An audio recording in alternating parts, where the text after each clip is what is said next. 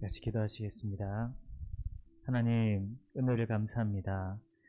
예수님 없이 육체가 이 세상의 전부인 줄 안 채 심판을 피할 수 없었던 저희들에게 영원한 생명이 있음을 알게 하시고, 예수께서 우리의 구원자이시고 우리의 주인 되심을 믿고 깨닫게 하신 주님 감사합니다. 오늘 그 이름을 의지하여서 지금 예배할 때 이 예배 속에 함께하여 주시고, 주신 말씀 속에 더 깨어있게 하시어서 비록 여러 위기와 고난 속에 놓여있는 현실이지만 주신 은혜 때문에 늘 기뻐하고 감사하는 주의 사람들 되게 하시고, 또 주께서 우리 가운데 함께 하셔서 동행하실 때 주님 주신 힘과 능력으로 날마다 승리하는 하나님의 사람들이 될 수 있도록 주님께서 인도하여 주시옵소서. 우리의 마음을 세상에 사단에게 빼앗기지 않게 하여 주시고, 예배하는 모든 주의 사람들이 또 그 이름을 의지하여 기도할 때 약속하신 성령으로 충만하게 하시어서 하루하루의 삶 믿음으로 살아갈 수 있도록, 사명 감당하며 주께 영광 돌릴 수 있도록 주님께서 함께하여 주시옵소서. 예수님 이름으로 기도합니다. 아멘. 찬송가 268장, 이전 찬송 202장 찬송하겠습니다. 268장 202장입니다. 같이 박수 치시면서 찬송하겠습니다.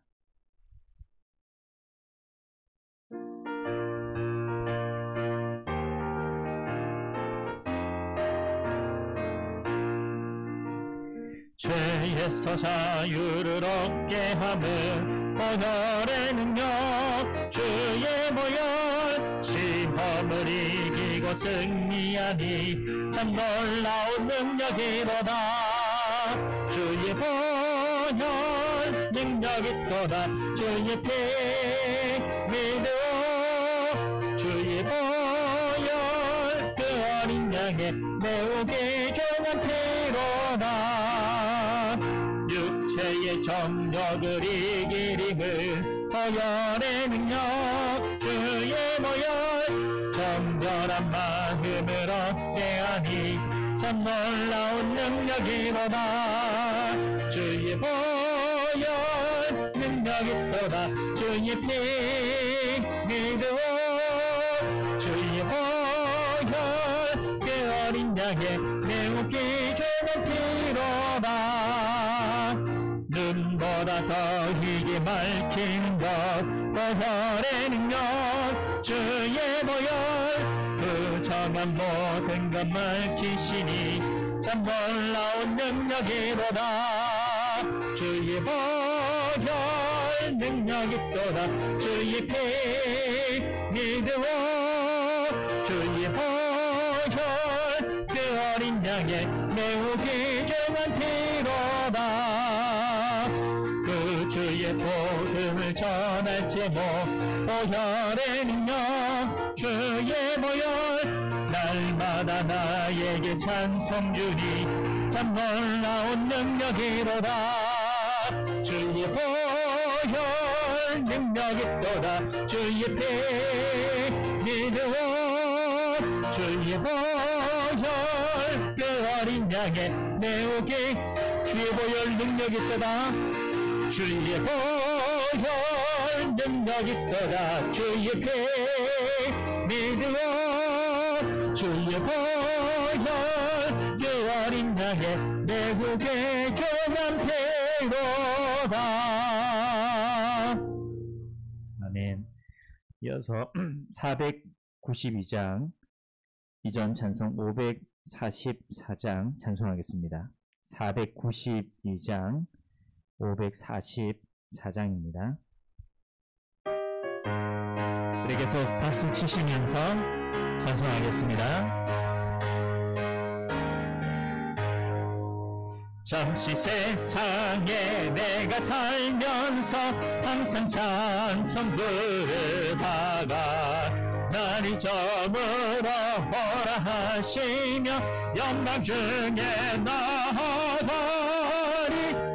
천국문 내가 들어가 세상 짐을 내려놓고 빛난 멸류관 받아 쓰고서 주와 함께 길이 살리 눈물 골짜기 더듬으면서 나의 갈 길 가간 후에 주의 품 안에 내가 한계여 영원토록 살리로라 열린 천국문 내가 들어가 세상 짐을 내려놓고 빛난 멸류관 받아 쓰고서 주와 함께 길이 살리 나의 가는 길 멀고 험하며 사는 곳도 고른 깊어 또한 나의 몸 쉴 곳 없어도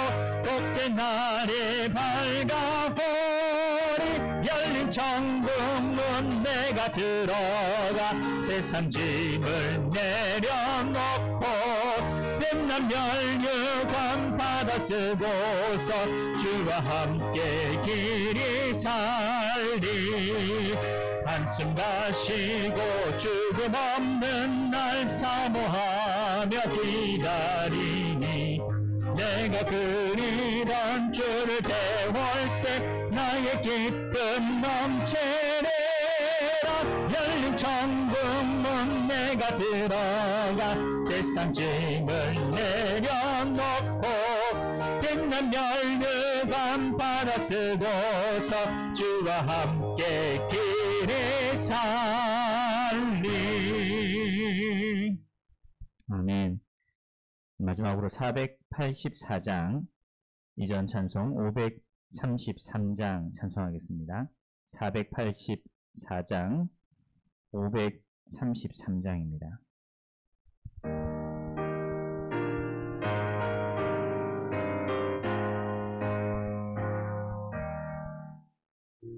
내 맘에 주여 소망 되소서 주 없이 모든 일 헛되어라 밤에나 낮에나 주님 생각 잘때나 깰때 함께 하소서 지혜의 주여 말씀으로서 언제나 내 안에 계십소서 주는 내 아버지 나는 아들 주만에 내가 늘 함께하네 세상의 영광 나 안 보여도 언제나 주님은 나의 기억 주님만 내 맘에 계시오니 영원한 주님 참 귀하셔라 영원한 주님 내 승리의 주 하늘의 기쁨을 주옵소서 어떤 고난이 닥쳐와도 만유의 주여 소망 내 맘에 주여 소망 되소서 내 맘에 주여 소망 되소서 주 없이 모든 일 헛되어라 아멘 언제나 주님 생각 잘 때나 깨게 함께 하소서 지혜의 주여 말씀으로서 언제나 내 안에 계십소서 주는 내 아버지 나는 아들 주 안에 내가 늘 함께하네 세상의 영광 나안 보여도 언제나 주님은 나의 기여 주님만 내 맘에 계시오니 영원한 주님 참 귀하셔라 영원한 주님 내 승리의 주 하늘의 기쁨을 주옵소서 어떠한 고난이 닥쳐와도 만유의 주여 소망되소서. 아멘. 같이 기도하고 말씀 듣겠습니다. 오늘도 주신 말씀에 소망을 품고 영원한 하나님 나라를 기대하고 꿈꾸며 믿음으로 살아가도록 주님께서 함께하여 주시옵소서. 같이 기도하시겠습니다.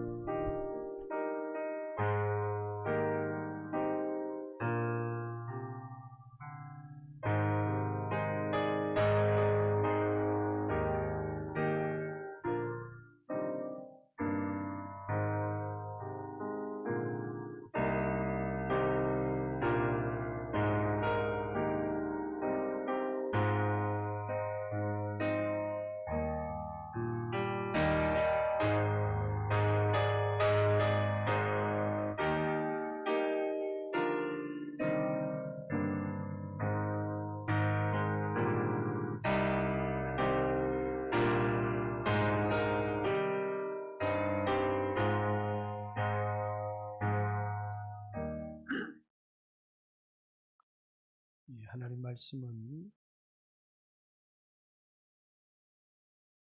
전도서 5장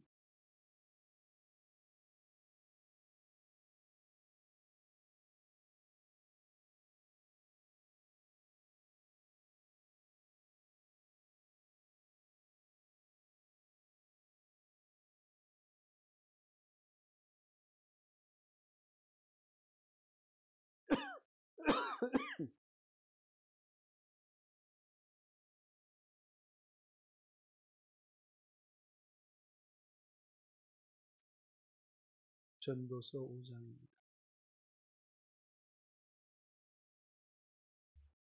1절부터 너는 하나님의 집에 들어갈 때에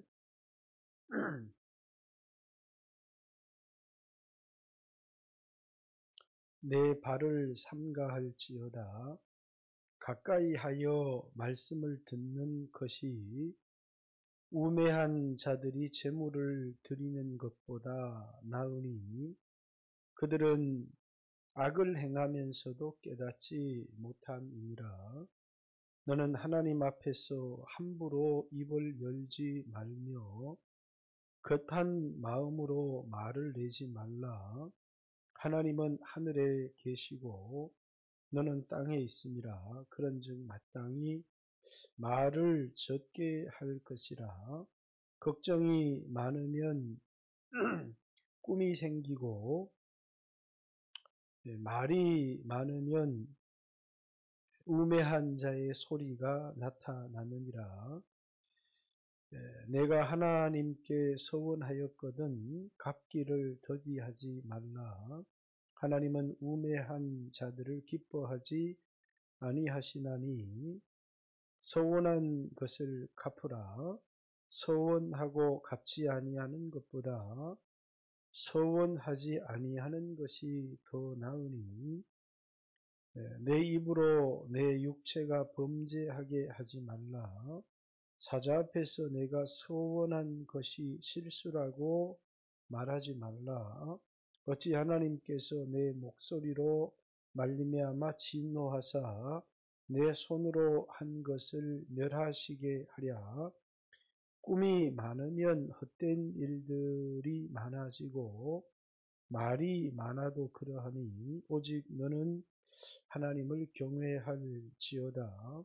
너는 어느 지방에서든지 빈민을 학대하는 것과 정의와 공의를 짓밟는 것을 볼지라도 그것을 이상히 여기지 말라. 높은 자는 더 높은 자가 감찰하고 또 그들보다 더 높은 자들도 있음이니라. 땅의 소산물은 모든 사람을 위하여 있나니 왕의 밭에 왕도 밭의 소산을 받느니라. 은을 사랑하는 자는 은으로 만족하지 못하고 풍요를 사랑하는 자는 소득으로 만족하지 아니하나니 이것도 헛되도다. 재산이 많아지면 먹는 자들도 많아지나니 그 소유주들은 눈으로 보는 것 외에 무엇이 유익하랴. 노동자는 먹는 것이 많든지 적든지 잠을 달게 자거니와 부자는 그 부요함 때문에 자지 못하느니라. 아멘. 할렐루야. 옆사람과 반갑습니다. 이렇게 인사 나누겠습니다. 반갑습니다. 예.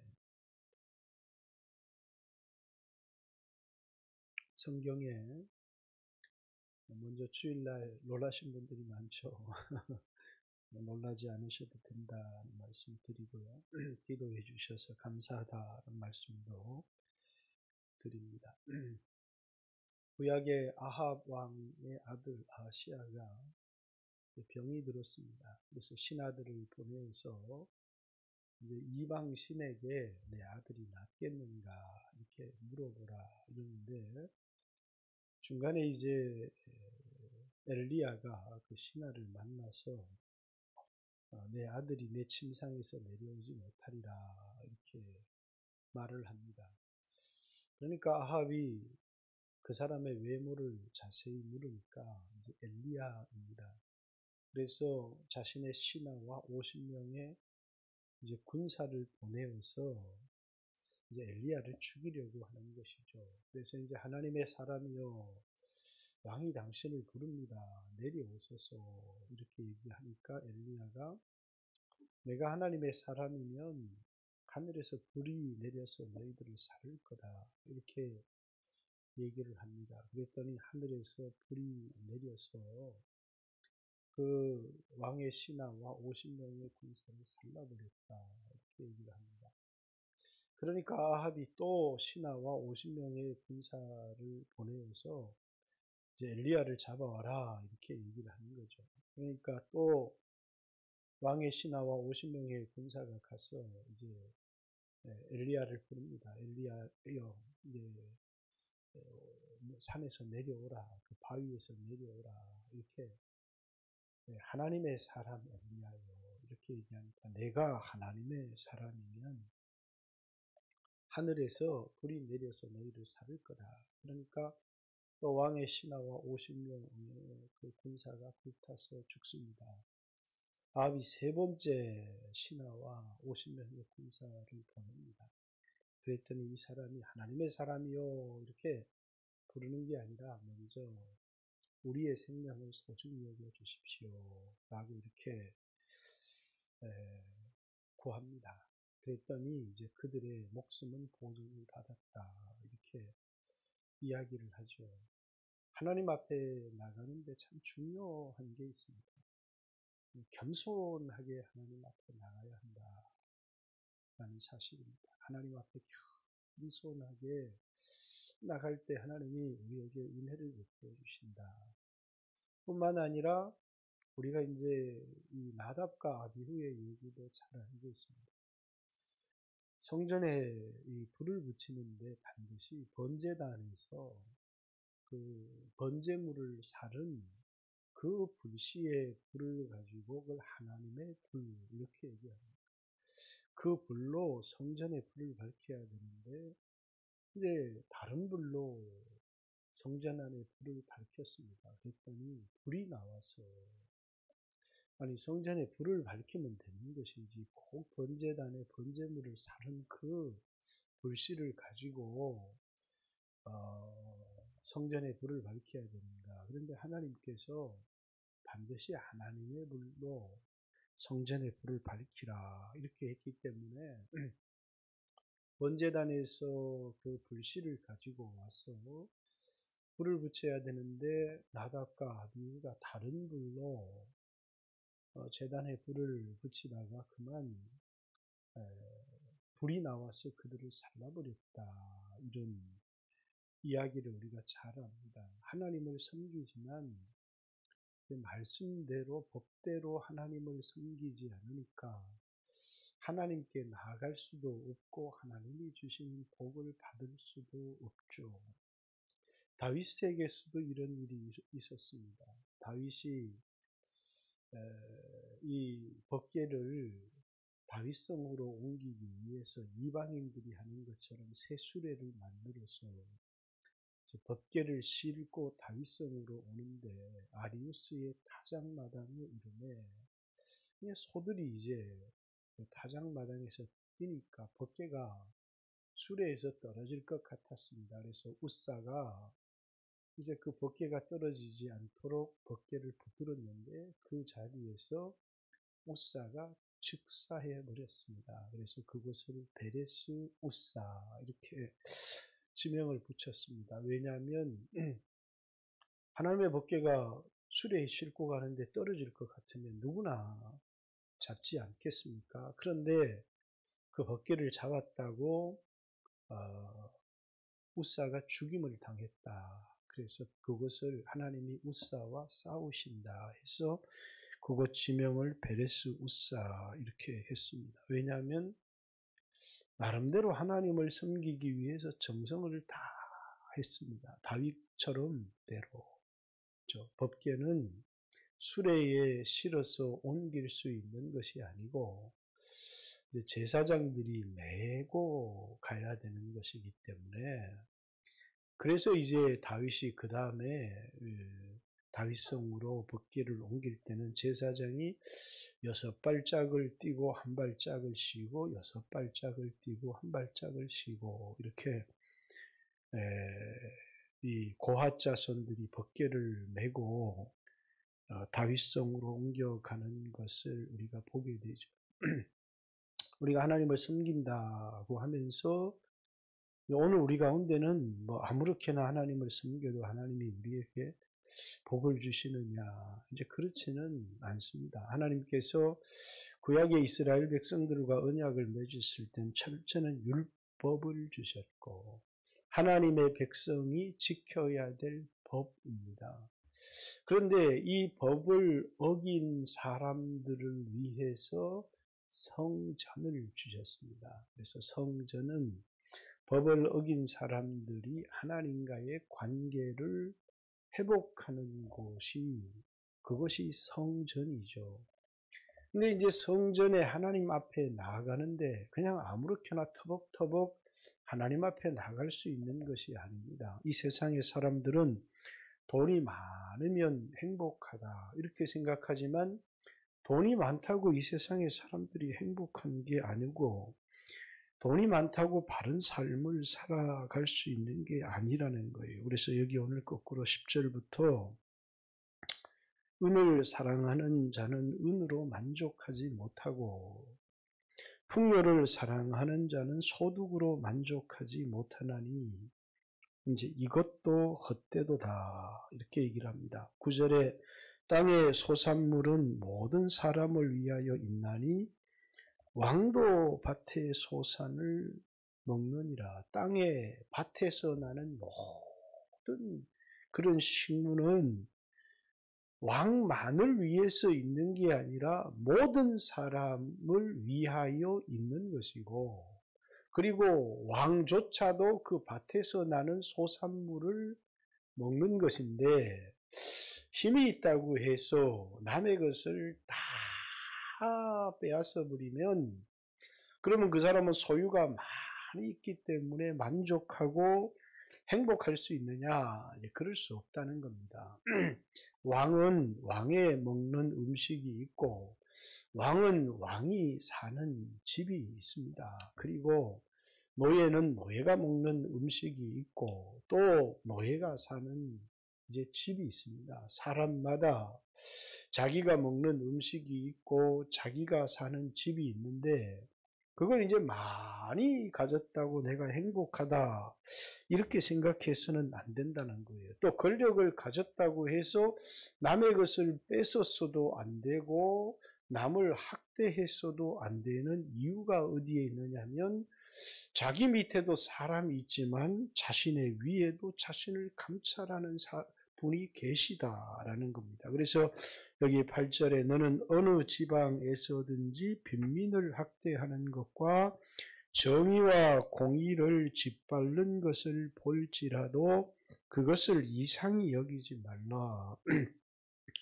높은 자는 더 높은 자가 감찰을 하고 또 그들보다 더 높은 자들도 있음이니라. 이렇게 이 세상에는 부자도 있고 가난한 사람도 있고 높은 사람도 있고 낮은 사람도 있지만, 많이 가졌다고 행복한 것이 아니라 높은 곳에 올라갔다고 해서 자족하거나 행복한 것도 아니고, 많이 가지고 힘이 있다고 해서 남의 것을 뺏었어도 안 되고, 높은 자리에 올라갔다고 해서 아랫사람을 함부로 학대했어도 안 되는 것이, 자기 위에도 자기를 감찰하는 분이 계시다는 것과, 그리고 사람은 아무리 많이 뒤에 보면 나오지만 밭에서 일하는 노동자는 하루 종일 일하고 음식을 달게 먹고 단잠을 잔다는 겁니다. 그러나 소유가 많은 부자는 그런 잠을 자지를 못하느니라 이렇게 이야기를 합니다. 그러니까 인생의 행복은 소유에 있는 것도 아니고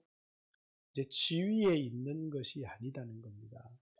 많은 소유를 가지고 높은 지위를 가진 사람이 있지만 그 사람도 하나님을 만나서 그 하나님과 올바른 관계 속에서 살아갈 때 하나님과의 바른 관계가 있는 사람이 가지고 있는 부나 은사나 지위로 하나님을 섬기고 하나님의 뜻대로 자신의 이 밑에 있는 사람들을 잘 돌보는 바른 삶, 행복한 삶을 살아갈 수 있는 것이고, 또 나름대로 노예, 신분이 낮고 물질이 가난한 사람이 있지만 그 사람들이 욕심을 가지고 나도 주인처럼 나도 부자처럼 저 넓은 집에서 살아봤으면 좋겠고 기름진 음식으로 마음껏 배불리 먹고 살아봤으면 좋겠다. 이렇게 아무리 기름진 음식을 배불리 먹고 좋은 집에 편안한 삶을 살아도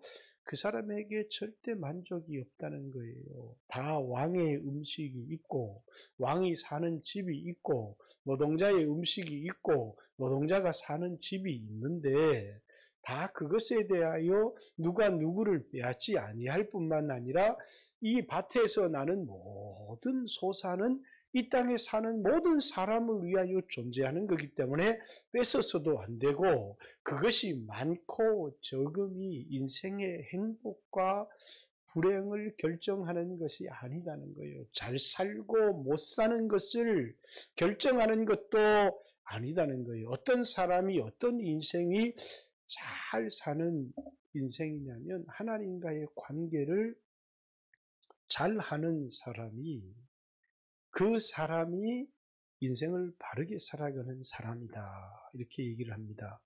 그러면서 오늘 본문의 이야기는 먼저 1절에 성전에 대한 너는 하나님의 집에 들어갈 때에 이렇게 성전에 들어갈 때를 얘기를 합니다. 앞에서도 얘기했지만 하나님이 우리에게 율법을 주셨고 성전을 이렇게 주셨습니다. 그런데 율법은 하나님의 백성이 살아야 될 윤리지만 우리 인간은 그 율법대로 살지를 못하기 때문에 성전에 들어가서 하나님을 만나고 죄사함을 얻고 은혜를 받고 이렇게 살아가는 존재다라는 것입니다. 스스로 살아갈 수 있는 존재가 아니라 율법을 주셨지만 율법대로 온전히 살 수 없는 그런 존재이기 때문에 하나님이 율법만 주신 것이 아니고 너희가 내 말을 잘 듣고 내 언약을 지키면 너희는 내 백성이 되고 나의 특별한 소유가 될 것이고 그리고 제사장의 나라가 될 것이다. 여기는 법밖에 안 나옵니다. 하나님의 말씀, 율법만 잘 지키면 되는데 근데 이스라엘 백성들이 그걸 못 지킨다는 거예요. 그래서 그들을 위해서 언약을 맺으면서 두 가지를 주는 거예요. 하나는 뭘 주고요? 법을 주고 그 법을 지키지 못했을 때 깨어진 하나님과의 관계를 회복하기 위해서 성전을 준 겁니다. 그래서 하나님의 집에 들어갈 때에 발을 삼갈지어다. 가까이 하여 말씀을 듣는 것이 우매한 자들이 제물을 드리는 것보다 나으니 그들은 악을 행하면서도 깨닫지 못함이니라. 이렇게 하나님의 집에 들어갈 때에 발을 삼가해라. 그래서 조심조심해서 들어가라는 그런 이야기가 아닙니다.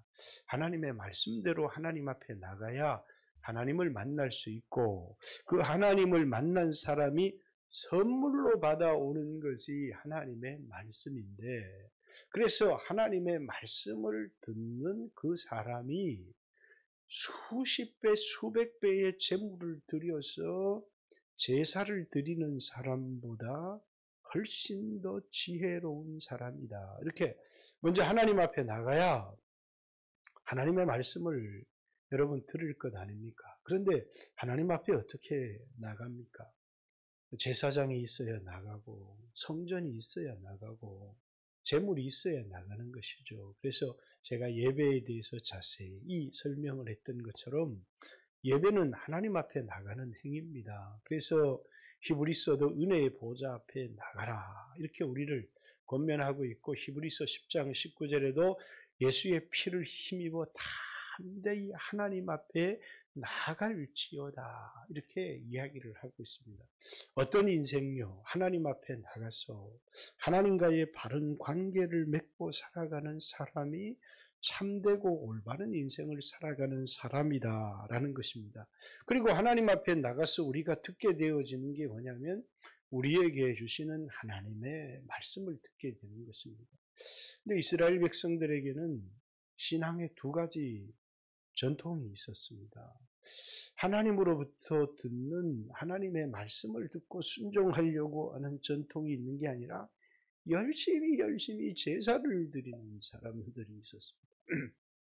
그래서 이사야서 1장에 보면 두들겨 맞아가지고 이 정수리부터 발끝까지 상한 것이 하나도 없는데 두들겨 패면 두들겨 팰수록 헌금을 더 많이 가지고 오는 겁니다.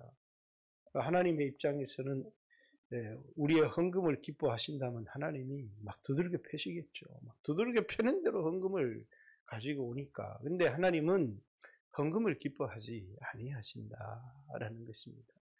그래서 하나님께서 뭐랄 얘기를 하느냐면 도대체 너희들이 갖다 바친 그 제물의 피가 너무 많고 그래서 너희들이 이렇게 드리는 제물이 나한테 너무너무 부담스러우니까 누가 성전문을 확 닫아버렸으면 좋겠다. 이렇게 얘기를 하는 겁니다. 하나님이 원하는 것은 수없는 피의 제사가 아니고 너희 손에다가 좀 피를 묻히지 말고 죄를 좀 짓지 말고 하나님 말씀에 순종하는 삶을 살아라. 그런데 하나님의 말씀에 순종은 안 하면서 제사라고 하는 것은 내가 죄를 지었을 때 하나님 앞에 제사를 드려서 하나님과의 관계를 회복하고 그분으로부터 말씀을 듣고 이 세상에서 그 말씀을 실천하며 순종하며 살아가는 삶이 하나님의 백성의 삶인데, 말씀에 순종은 없고 계속 제사만 드리는 겁니다. 피의 제사만. 하나님은 막 피를 너무너무 좋아하시기 때문에 한 잔을 마셔가지고는 하나님이 목이 말라서 안 되니까 피를 막 많이 흘려드려야 된다. 그러면서 계속 피의 제사를 드리는, 그것을 통해서 하나님 앞에 복을 받을 수 있다라고 생각하는 사람들이 있었어요. 그 사람들을 제사장적 전통을 가진 사람들이다. 이렇게, 이 사람들은 성전 중심의 아주 제사를 중요하게 생각하는 사람입니다. 근데 또 하나는 뭐냐면 선지자적인 전통을 가진 사람들이 있습니다. 이 사람들은 성전이나 제사를 무시하고 뭐냐면 하나님의 말씀을 지키기 위해서 하나님의 말씀을 가르치고 이제 선지자적 전통을 가진, 그래서 교회라고 하는 것은 이 두 가지가 잘 균형을 이루어야 됩니다. 예수님은 누구세요? 왕이십니다. 예수님은 누구세요? 제사장이십니다.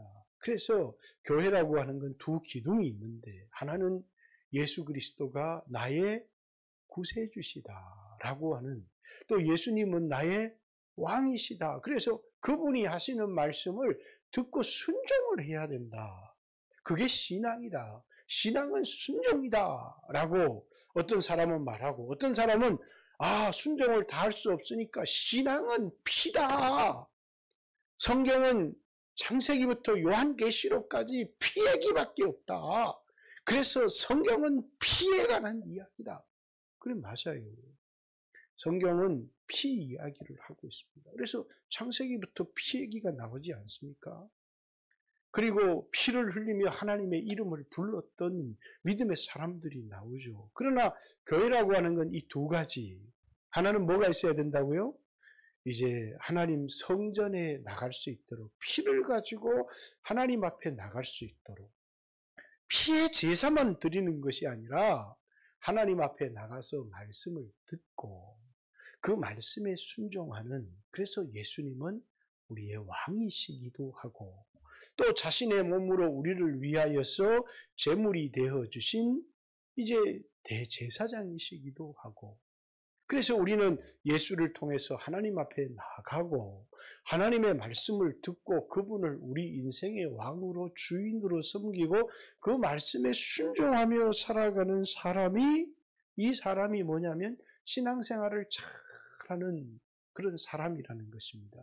피의 제사만 드려서는 안 되고 또 말씀을 듣는다고 하면서 바리새인들처럼 우리는 일에 2번 금식하고 소득의 11조를 드리고 저 죄인들처럼 범죄한 사실이 없습니다. 이렇게 얘기하는 사람도 다 망한다는 것입니다. 우리에게는 하나님의 말씀을 지키려고 하는 예수 그리스도를 우리의 주인으로 순종해야 되지만 우리는 그것으로 하나님과의 온전한 관계를 맺을 수가 없기 때문에 하나님이 우리에게 성전을 주시고 제사장을 주시고 깨끗한 재물을 가지고 하나님 앞에 나가서 올바른 관계를 맺을 수 있도록 해주셨다는 거예요. 우리는 남의 군림하면 안 되고 남의 것을 뺏어서는 안 되고 남을 학대하고 능욕해서 안 되지만 때때로 그런 실수와 죄를 범할 때 하나님 앞에 나가서 피의 제사를 가지고 제사를 드리고 회개하고 그리고 뭡니까? 우리가 학대하고 뺏은 것을 돌려주면서 이게 미안하다고 이렇게 돌려주기도 하고 그러면서 하나님과의 바른 관계를 맺을 때 이 세상에 사람들과도 바른 관계를 맺을 수 있고 온전한 삶을 살아갈 수 있다라는 것. 그래서 성전에 들어갈 때에 내 발을 삼가할지어다. 우매한 자는 막 제사를 드리지만 지혜로운 사람은 하나님의 말씀을 듣느니라. 이렇게 얘기를 합니다. 성전에 제사장이신 예수님을 의지해서 깨끗한 정결한 피를 가지고 하나님 앞에 나가서 하나님을 만나야 되고 그리고 그분으로부터 말씀을 듣고 그 말씀에 순종하는 사람이 되어져야 된다라는 것입니다. 2절 너는 하나님 앞에서 함부로 입을 열지 말며 급한 마음으로 말을 내지 말라. 하나님은 하늘에 계시고 너는 땅에 있음이라. 그런즉 마땅히 말을 적게 할 것이니라. 걱정이 많으면 꿈이 생기고, 옛날 성경에는 걱정이라고 번역하지 않고 말이 많으며, 말이 아니고 옛날 성경에 뭐로 되어 있죠? 이 걱정이라고 하지 않았는데, 일이 많으면, 그렇죠. 꿈이 생기고, 말이 많으면 우매한 자의 소리가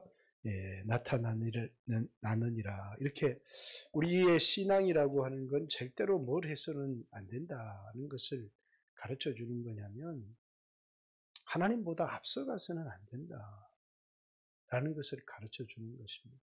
많은 사람들이 신앙을 내가 하나님 이거 하겠습니다. 하나님 내가 이거 하겠습니다. 라고 하는 것이 아니라, 신앙이라는 것은 하나님이 우리에게 하시는 말씀을 듣고 그 말씀을 따라 한 걸음 한 걸음 주님의 뒤를 따라가는 것이 신앙이다라는 겁니다.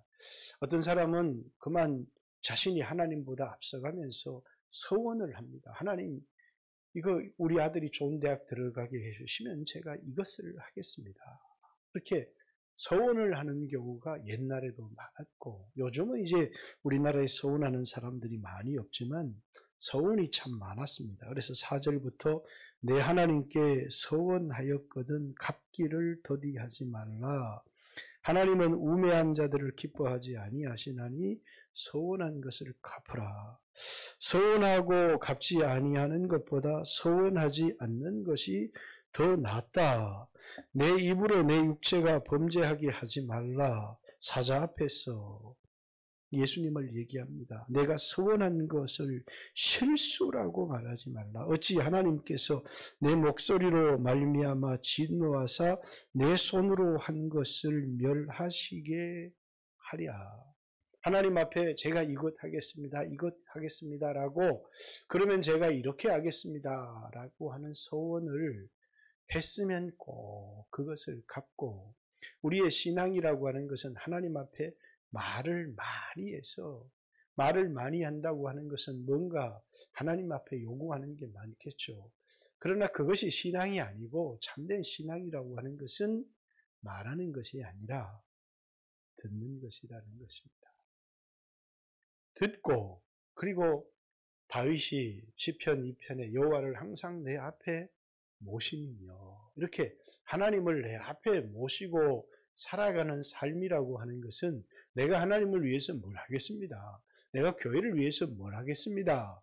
라고 하는 것이 아니라, 신앙이라고 하는 것은 하나님 앞에 나가서 예수의 피로 하나님과 바른 관계를 맺고, 그리고 하나님의 말씀을 따라서 내 마음에 감동이 되거나, 이렇게 감동이 되는 것을 이렇게 한 걸음 한 걸음 순종하며 따라가는 삶을 살지, 그만 욕심 때문에 내가 하나님께 할 수 없는, 갚을 수 없는 소원, 그것들을 이렇게 얘기해. 이건 내가 하나님 앞에 내 힘으로 할 수 없는 건데 그걸 서원해 버리거나, 아니면 할 수 있는 거지만 서원할 때는 화장실에 들어가는 사람처럼 마음이 다급했습니다. 자식이 좋은 대학만 들어가면 뭐든지 헌금을 드릴 수 있을 것 같고, 이 병이 낫기만 하면 아파트라도 팔아서 하나님 앞에 드릴 수 있겠다는 거. 뭐 내가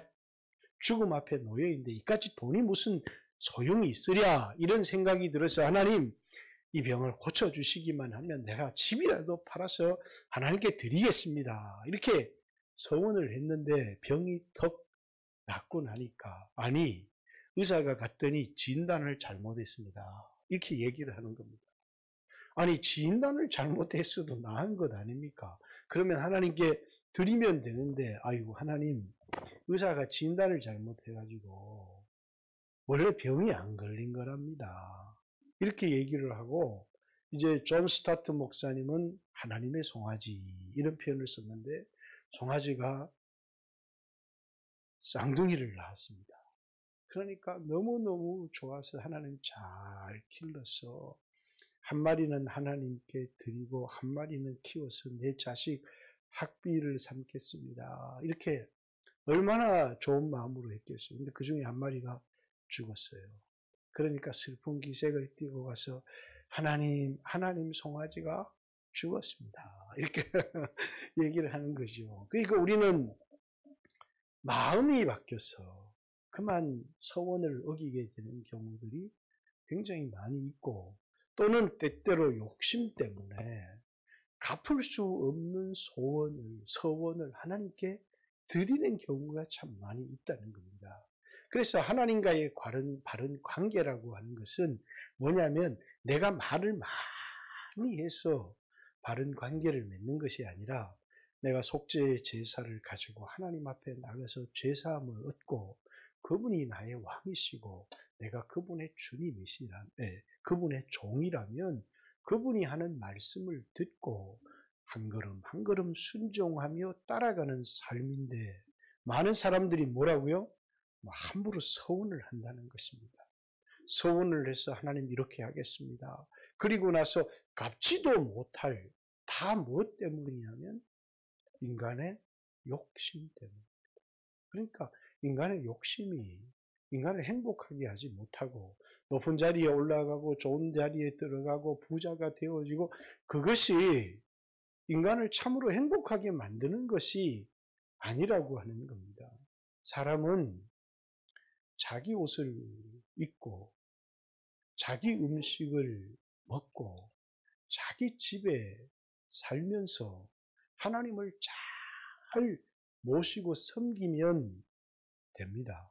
그런데 지나친 욕심 때문에 자신의 이 몸에 맞지 않은 옷을, 저 사람 옷이 참 멋있다 그러면서 그 사람 옷을 자기의 몸에 맞지도 않는 것을 먹고, 그리고 뭐냐면 우리는 그 청국장의 된장찌개 이게 딱 체질인데, 여기 무슨 소고기 스테이크를 주식으로 먹는다든가 가끔씩 한 번씩 먹으면 되잖아요. 그런데 다른 사람들이 먹는 그런 기름진 음식을 먹는 것이 행복하다 이렇게 생각을 하고, 그리고 다른 사람들처럼 이렇게 걸음을 아주 이렇게 거만하게 걸으면서, 요즘 어떤 장관이 막 이렇게 막 걸어 들어가는 여자 장관 보니까 걸음을 꼭 저렇게 걸어야 되나 이런 생각도 듭디다마는, 어쨌든 그렇게 걸으면서 자기가 뭔가 된 것처럼 생각하는 것이 인생을 잘 사는 게 아니라는 거죠. 그래서 가끔씩 보면 참 안타깝다. 욕심 때문에 과욕을 부리는구나 이런 생각을 합니다. 그래서 어떤 장관이 이렇게 사람들에게 지지를 한번 얻어보고, 문재인 지지자들에게 지지를 얻어보기 위해서 과도하게 무리를 하는 거예요. 그래서 저러다가 어떻게 되겠어요? 깜빵을 가게 되는 거예요. 자기가 모든 것을 뒤집어 쓰고 깜빵을 가게 되는 위기에 이게 직면할 수 있다는 것이죠. 왜 그러냐? 인간의 욕심 때문이라. 자기의 있는 자리에서 하나님을 잘 섬기고, 그리고 뭐냐면 아래에 있는 사람들을 억압하지 않고 확대하지 않고 잘 대해주는 것이, 그것이 인생을 잘 사는 것인데, 나는 왕이 먹는 음식을 먹지 않아도 일꾼이 먹는 음식을 먹고 밤에 단잠을 자면 이게 정말 행복한 것인데, 꼭 왕이 먹는 음식을 먹고, 아니 일꾼이 왕이 입는 도포가 무슨 필요가 있겠어요. 일꾼의 옷을 입고 열심히 일을 하면 되는 것인데, 그런데 그만 욕심 때문에 내게 어울리지 않는 옷을 입고, 그래서 올바른 삶이라고 하는 것은 어디에 있는 거냐면 인간의 욕심, 소유, 높은 자리에 올라가는 여기에 행복이 있고, 수없는 사람들이 그렇게 살아가지만 그것이 아니고 하나님 앞에 나가는 것이라는 겁니다. 그리고 하나님과 올바른 관계 속에서 나를 창조하신, 나를 이 세상에 보내신 그 하나님의 뜻, 말씀을 통해서 깨닫고 그 말씀대로 살아가는 사람이 가장 잘 사는 사람이고 행복한 사람이라는 거예요. 왜? 마지막 때에 우리가 살았던 삶을 가지고 너 정말 잘 살았구나, 너 정말 부자였구나 라는 것으로 아무것도 평가를 받지를 못한다는 겁니다. 하나님 앞에 우리 인생이 언젠가는 감찰을 받고 우리가 평가를 받아야 될 터인데, 내가 이 세상의 사람들로부터 인정을 받고 높은 자리에 올라갔다고 해서 그 사람이 하나도 행복한 것이 아니다라는 것입니다. 그래서 바른 삶을 살아가려면 우리에게 꼭 필요한 게 두 가지가 있다는 거예요. 하나는 뭐라고요? 성전에 나가기를 조심해라는 것이고, 또 하나는 뭡니까? 하나님의 말씀을 잘 들으라는 것입니다.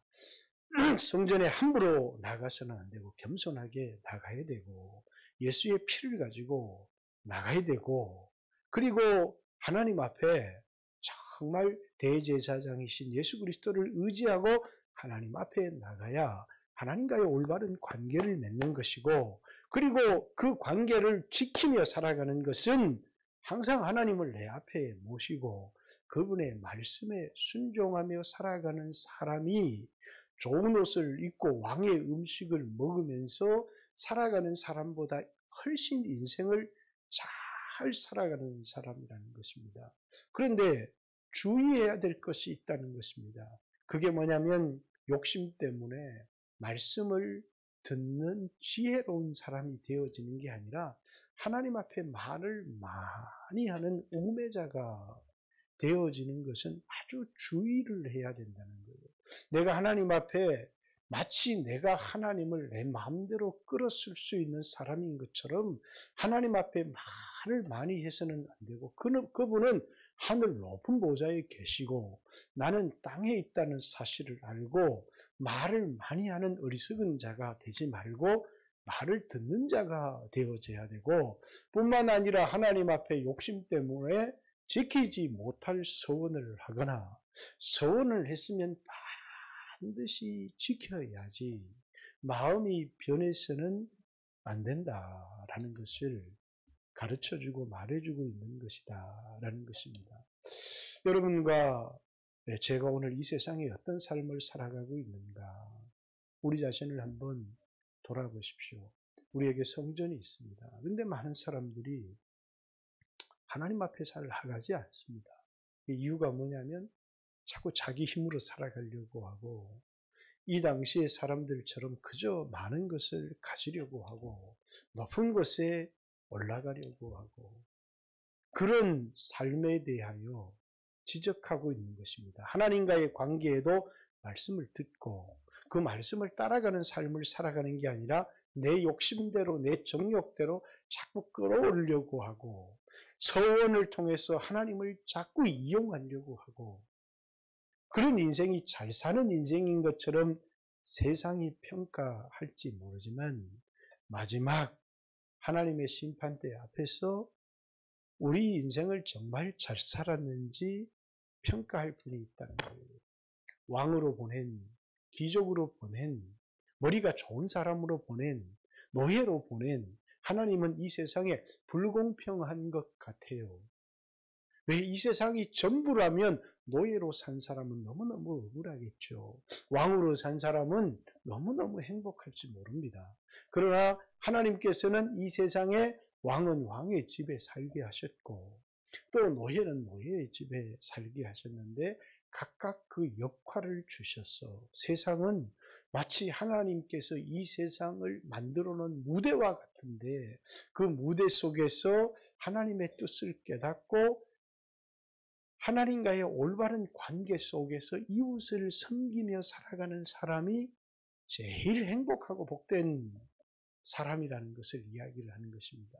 그런데 하나님도 내가 마음대로 이용하려고 하고 이웃 것도 내가 힘이 있다고 뺏어서 내가 많은 것을 가지면 내가 인생을 바르게 사는 것이고 내가 성공한 것이다 라고 생각한 사람들은 왕이지만 하나님이 왕에게 주신 본분과 말씀을 잊어버린 것이고, 노예고 가난한 사람이어도 하나님과의 올바른 관계 속에서 자신에게 주어진 것을 자족하면서 하나님과 이웃을 잘 섬기며 살아가면 그 사람이 복된 사람인데, 그렇지 못한 사람은 결국 인생을 실패하고 잘못 살아간 사람이다는 것입니다. 그래서 여기 많은 돈을 모은 사람, 그 사람도 결국은 허무하고 헛될 뿐이다. 은을 좋아하는 사람이 은으로 만족을 못하고, 돈을 좋아하는 사람이 소득으로 결코 만족하지 못하느니라. 이렇게 우리에게 가르치고 있습니다. 사랑하는 성도 여러분, 오늘 이 시대도 코로나니 많은 것들이 있습니다. 그런데 오늘 우리는 하나님 앞에 나가는, 이게 우리에게 제일 중요한 겁니다. 근데 많은 사람들이 하나님 앞에 나가지 않고 나만 보존하면 잘 살 수 있다. 하나님 앞에 나가는 것, 은혜를 받아야 되고 그분의 말씀을 들어야 합니다. 어떻게 살아야 되는지 이 시대를. 그리고 하나님은 오늘 이런 시대 가운데 여러분과 저의 놀라운 역할을 기대하고 있습니다. 그게 뭐냐면 섬기고 희생하는 삶입니다. 요즘은 이 섬기고 희생, 이 코로나 시대에 가장 위대한 사람들은 누구예요? 의사고 간호사고. 위험을 무릅쓰고, 물론 이제 물질적인 보상들이 있지만, 그러나 중세나 이제 이 성경에 나왔던 이런 구약의 시대들은 누가 그런 일을 했어요? 제사장들이 그런 일을 했어요.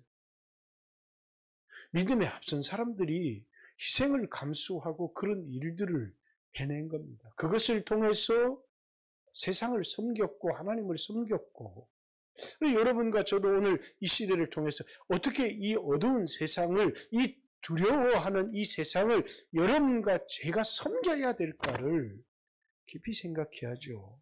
하나님 앞에 나가서 내 죄사함을 얻고 하나님의 은혜를 얻고, 그래서 내가 이 코로나 시대 가운데 직장 잃지 않게 해주세요. 이 코로나 시대에 직장 잃으면 안 되니까 우리 아이들 학원 가서 감염되지 않게 해주세요. 교회 예배 드리러 가서 식사했다가 감염되지 않게 해주세요. 그저 예수의 피로 내 집을 덮어주셔서 그런 기도도 해야죠. 그러나 정작 해야 될 가장 중요한 건 내가 섬겨야 될 섬김을 잊어버리고 살아가고 있다는 것이죠. 하나님 앞에 나와서 제사를 드리고 바른 관계 속에서 말씀을 듣고, 오늘 내가 이 시대 가운데 어떻게 교회를 섬기고 내가 이웃을 섬기며 복음을 전하며 하나님이 기뻐하시는 일을 감당하며 살아갈 수 있을까? 오늘 이 어두운 시대에 하나님이 왜 이런 시대를 허락하셨고, 이런 시대에 내가 하나님을 섬기는 사람으로서 해야 될 일이 뭘까를 생각하지 않고, 나는 걸리지 말아야지, 우리 교회는 걸리지 말아야지. 그래서 우리 교회 가운데 한 명도 걸리지 않고 코로나를 넘어가면 우리 교회는 정말 하나님이 은혜를 주셔서 많은 사람이 걸렸는데 우리는 한 명도 안 걸렸습니다. 그게 좋은 교회가 아니에요. 100명이 걸려도 200명이 걸려도 어디에요? 코로나 환자들 속에 들어가기도 하고 그들을 섬기기도 하면서 우리의 사명, 하나님이 우리에게 주신 말씀대로 살아가는 삶을 살아가는 사람이 잘 살아가는 사람이지, 보호받는 사람이 전부가 아니다라는 것입니다. 오늘 이런 시대를 여러분과 저는 어떻게 살아야 되겠습니까? 아무도 만나지 말아야 된다. 그래서 만나지 않는 것도 중요하지만 내가 섬겨야 될 사람들을, 그리고 어떤 방법으로 이 사람을 섬겨야 될까를 깊이 여러분들이 생각했으면 좋겠습니다. 하나님과의 올바른 관계를 가지고 있다면 하나님께서 여러분에게 말씀을 주실 것이고, 그저 제사만 드리는 사람은 나만 아프지 않게 해주세요, 나만 직장 잃지 않게 해주세요, 나만 부자 되게 해주세요 하는 우매한 사람일지 모르나, 하나님 앞에 나가서 말씀을 듣고 그 말씀을 따라 섬기는 사람은 참으로 지혜로운 사람이다. 이렇게 우리에게 가르치고 있습니다. 오늘 이 말씀도 코로나 시대에 여러분과 제가 코로나 걸리지 않게 해주세요가 전부가 아니라 어떻게 셀 식구를 섬길 것인지, 어떻게 교회를 섬길 것인지, 어떻게 연약한 지체들을 섬기고 돌아볼 것인지, 우리 가운데 두려워하는 자는 없는지, 이 코로나 시대에는 어떻게 내가 내 자리에서 하나님 말씀을 듣고 섬겨야 되는지를 깊이 생각하고 살아가는 귀한 성도들이 되었으면 좋겠고, 그저 내가 코로나 걸리면 안 돼, 내가 코로나 걸리면 안 되지, 그런 마음 때문에 그저 예배나 피하는 것은 좋은 삶이 아니라는 거예요. 그렇게 살아도 육체는 늙고 병들고 죽어요. 그리고 이 몸을 하나님을 올바르게 섬기고 말씀대로 살아도 맨 늙고 병들고 죽어요, 똑같이. 그리고 하나님 앞에 서게 되어서 우리의 삶을 그분이 평가해 주시는 것입니다. 같이 한번 주여 하신 후에 코로나 시대를 살아가고 있지만 주여 나에게 은혜를 주셔서 바른 삶을 살아갈 수 있도록 하나님의 백성으로서 하나님 앞에 나가서 하나님의 음성을 듣고 하나님을 섬기고 이웃을 섬기는 바른 삶을 살게 해주세요. 같이 한번